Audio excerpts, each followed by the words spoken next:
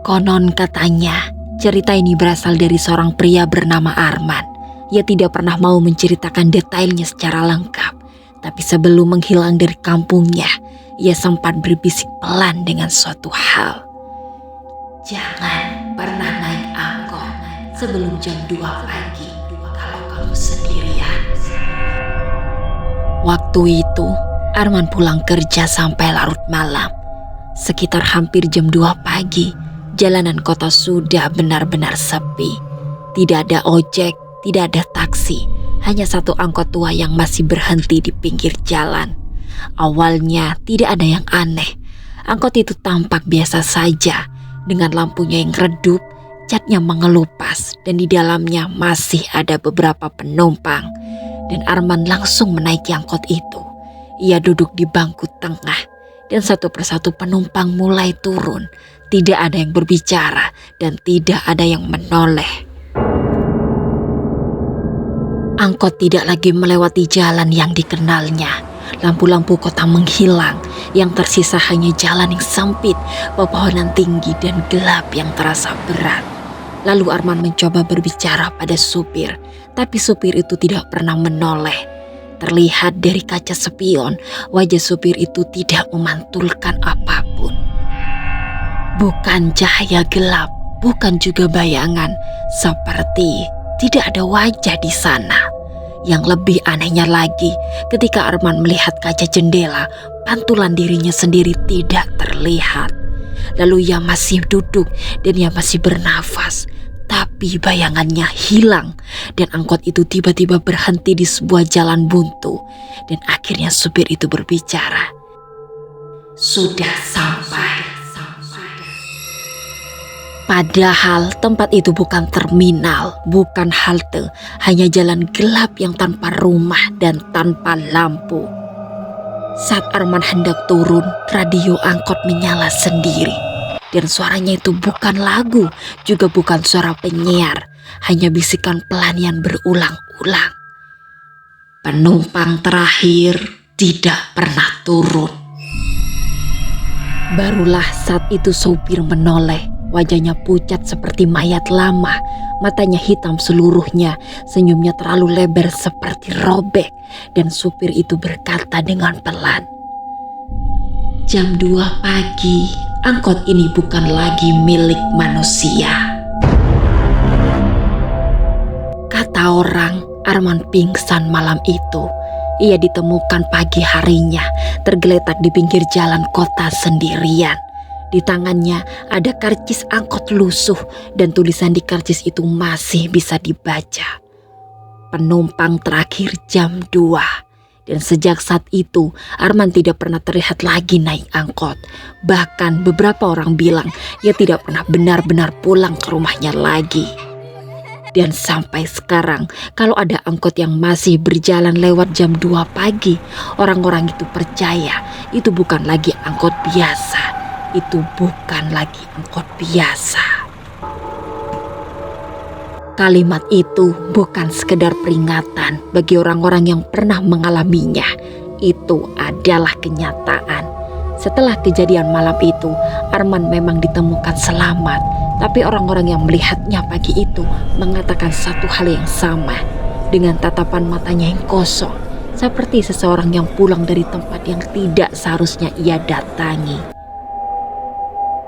Selama beberapa hari, Arman hanya diam di rumah. Ia tidak keluar, tidak menyalakan lampu saat malam, dan selalu mengunci pintu kamarnya dari dalam. Ibunya sempat bertanya apa yang sebenarnya terjadi. Arman hanya menjawab dengan suara pelan, "Aku turun, tapi sebenarnya belum." Dan sejak malam itu, Arman mulai mengalami hal-hal aneh.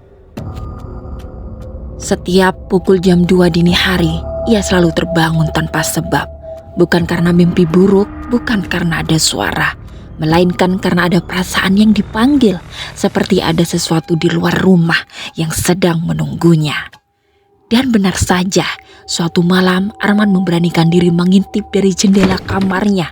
Di ujung gang rumahnya, terlihat sebuah angkot tua berhenti dengan lampu redup menyala. Dan mesinnya hidup, tapi tidak ada suara mesin. Sejak malam itu, hampir setiap malam angkot itu selalu datang. Tidak membunyikan klakson dan tidak bergerak mendekat, hanya menunggu. Tetangga-tetangga Arman tidak pernah melihat angkot itu. Bagi mereka, gang itu selalu kosong. Hanya Arman yang bisa melihatnya. Suatu malam, Arman akhirnya bercerita pada seorang temannya. Ia mengaku bahwa saat malam kejadian itu, sebenarnya ia tidak pernah benar-benar turun dari angkot. Yang turun lebih dulu bukanlah dirinya, melainkan sesuatu yang mirip dengannya. Dan Arman berkata, saat pintu angkot terbuka dan dia melangkah turun, ia sempat melihat ke dalam. Di bangku yang tadinya ia duduki, masih ada seseorang. Wajahnya sama persis, pakaiannya sama, duduk dengan kepala menunduk. Dan supir angkot itu berbisik dengan pelan. Yang turun bukan yang seharusnya. Dan sejak malam itu, Arman merasa tubuhnya sering terasa ringan. Bayangannya kadang muncul, kadang tidak. Dan saat bercermin terlalu lama, pantulan di kaca sering bergerak sedikit terlambat. Seolah cermin itu sedang memastikan apakah Arman masih manusia. Dan puncaknya terjadi pada malam ke-7. Angkot itu tidak lagi menunggu di ujung gang, melainkan berhenti tepat di depan rumah Arman. Dan pintunya selalu terbuka. Dan dari dalam angkot terdengar suara supir yang sama. Waktunya pulang. Ibunya langsung mendengar suara Arman keluar rumah saat malam itu. Ia melihat Arman berdiri di depan pintu, menatap kosong ke arah angkot. Ibunya langsung berteriak memanggil namanya, tapi Arman tidak menoleh. Ia hanya berkata pelan, "Aku cuma numpang sebentar." Itulah terakhir kali Arman terlihat. Keesokan paginya rumah itu kosong. Tidak ada tanda-tanda kekerasan. Tidak ada barang yang hilang. Hanya satu hal yang tersisa di kamar Arman, yaitu sebuah karcis angkot baru. Masih bersih, masih hangat. Di bagian belakang karcis itu tertulis, "Penumpang tetap jam 2 pagi." Sejak saat itu, warga sekitar sering mendengar cerita aneh tentang angkot tua yang hanya muncul selepas jam 2 pagi, tentang penumpang yang naik sendirian dan tidak pernah terlihat turun. Beberapa minggu setelah Arman menghilang, warga di kampung itu mencoba melanjutkan hidup seperti biasanya. Tidak ada polisi yang datang, tidak ada garis kuning dan tidak ada penyelidikan serius. Karena bagaimana mungkin melaporkan sesuatu yang bahkan tidak bisa dijelaskan dengan kata-kata. Namun sejak malam itu jam 2 pagi tidak pernah lagi terasa sama. Seorang tukang ronda yang biasa berjaga malam mulai mencatat hal aneh. Setiap kali jarum jam mendekati pukul 2, udara di gang Arman selalu terasa lebih dingin. Bukan dingin biasa, melainkan dingin yang membuat dada terasa sesak, seolah ada sesuatu yang berani terlalu dekat. Dan suatu malam, tukang ronda itu melihatnya. Angkot tua itu berhenti tepat di tempat yang sama seperti biasanya. Lampunya redup, mesinnya menyala, tapi tetap tanpa suara. Ia mengira mungkin matanya lelah. Ia langsung mengucek mata dan menatapnya lagi. Ternyata angkot itu masih di sana. Dan di bangku belakang ia melihat seorang duduk yang menunduk. Awalnya ia mengira itu orang lain, tapi ketika angkot itu sedikit bergerak maju dan lampunya mengenai wajah penumpang itu, dan jantungnya hampir berhenti, ternyata itu Arman. Wajahnya pucat, matanya kosong, dan di tangannya ia memegang karcis angkot yang sama dengan tulisan "Penumpang tetap jam 2 pagi" dan masih terlihat jelas. Lalu tukang ronda itu ingin berteriak, tapi suaranya tidak keluar. Dan saat itu kepala Arman di dalam angkot perlahan terangkat. Matanya menatap lurus ke arah tukang ronda, tanpa ekspresi, tanpa kedip. Angkot itu lalu berjalan pelan dan menghilang di ujung jalan. Keesokan harinya, tukang ronda itu tidak masuk jadwal. Ia ditemukan demam tinggi dan hanya mengulang satu kalimat yang sama berulang-ulang. "Bangkunya nambah 1, bangkunya nambah 1." Sejak saat itu, cerita tentang angkot jam 2 pagi menyebar ke kampung sebelah. Beberapa orang mengaku pernah naik angkot itu, tetapi bukan Arman dan juga bukan tukang ronda. Orang-orang lain dengan cerita yang hampir sama. Mereka juga menaik sendirian, duduk dan di saat angkot berhenti, selalu ada yang tertinggal di dalamnya. Bukan tas dan juga bukan barang, melainkan bayangan mereka sendiri. Orang-orang tua mulai percaya satu hal, bahwa angkot itu bukan membawa penumpang, melainkan mengumpulkan sisa-sisa manusia yang belum benar-benar pulang. Katanya, kalau kamu naik angkot itu dan merasa tubuhmu ringan, dan kalau bayanganmu mulai tidak konsisten, dan kalau juga cermin tidak lagi kembali mengikuti gerakanmu, itu tandanya tempat dudukmu sudah disiapkan. Dan yang paling menyeramkan, semakin banyak penumpang tetap yang terkumpul, angkot itu akan berhenti semakin dekat dengan rumah. Bukan lagi di ujung gang dan bukan lagi di perempatan, melainkan tepat di depan pintu. Karena bagi mereka yang sudah terdaftar, jam 2 pagi bukan waktu untuk berpergian, melainkan waktu untuk pulang. Sejak malam itu, warga mulai memperhatikan satu hal yang tidak pernah mereka sadari sebelumnya. Jumlah angkot yang lewat tengah malam berkurang.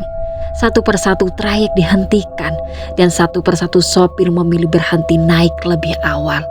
Bukan karena sepi, juga bukan karena rugi, melainkan karena mereka semua pernah melihat sesuatu yang sama. Bangku belakang, selalu bangku belakang. Lalu seorang sopir tua itu akhirnya berani bicara. Katanya setiap kali ia melewati jalur itu selepas jam 2 pagi, kaca spionnya terasa berat untuk ditatap. Bukan karena silau, tapi karena terlalu banyak mata di dalamnya. Mata yang tidak berkedip, mata yang tidak hidup. Penumpang-penumpang yang duduk diam menghadap ke depan dengan wajah yang kosong.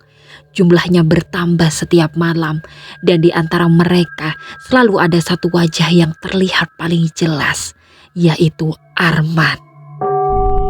Ia duduk di paling belakang, lebih diam dari yang lain, seperti seseorang yang sudah lama menerima nasibnya. Sopir itu mengaku suatu malam ia mendengar suara dari bangku belakang. Bukan teriakan, juga bukan tangisan, melainkan bisikan pelan yang berkata, "Bangkunya masih kosong satu." Dan malam berikutnya, kejadian paling mengerikan terjadi. Seorang pemuda dari kampung sebelah yang pulang larut karena lembur tidak pernah sampai ke rumah. Ponselnya terakhir aktif jam 2, lokasinya tepat di jalur angkot itu. Keesokan paginya, orang-orang menemukan ponsel itu tergeletak di pinggir jalan. Tetapi layarnya masih menyala. Di dalam galeri ada satu foto terakhir yang tidak pernah ia ambil. Foto dari dalam angkot menunjukkan bangku belakang. Dan di sana terlihat satu sosok baru, masih segar, masih utuh dan masih tanpa kebingungan. Duduk di antara Arman dan penumpang lain. Dan bangku itu kini penuh. Dan sejak malam itu, angkot tua tersebut tidak pernah terlihat lagi. Tidak di gang, tidak di perempatan, dan tidak di jalur manapun. Orang-orang mulai bernafas lega, mengira semuanya sudah berakhir.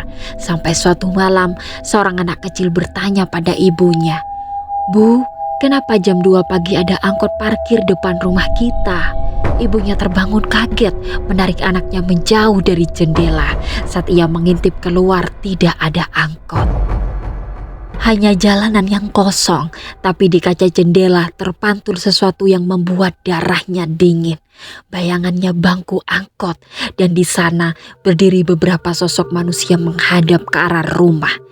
Diam, menunggu, dan sejak saat itu cerita berubah. Bukan lagi tentang angkot yang lewat jam 2 pagi, melainkan tentang rumah-rumah yang mulai didatangi. Tentang orang-orang yang terbangun pukul 2 dengan perasaan yang sama seperti Arman dulu. Dipanggil, diminta pulang, karena kata orang-orang tua, angkot itu tidak menghilang, ia hanya tidak lagi membutuhkan jalan.